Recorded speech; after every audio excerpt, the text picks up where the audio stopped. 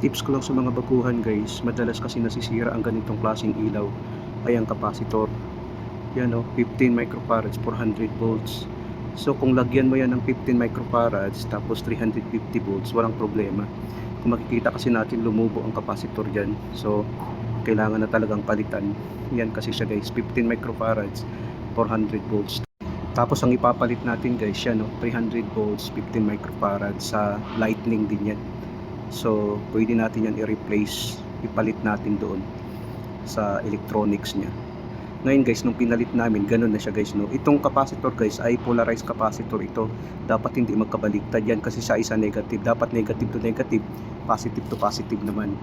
Ganun ang pagkabit guys, dapat hindi siya magkabaliktad para hindi masira ang ating electronics device.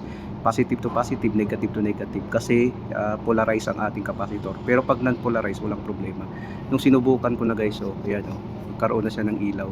So ibig sabihin, napalitan na natin yan ng capacitor. Yan siya, pwede na yan magamit. Ganun lang kadali at ganun kabilis pag troubleshoot tayo ng ilaw.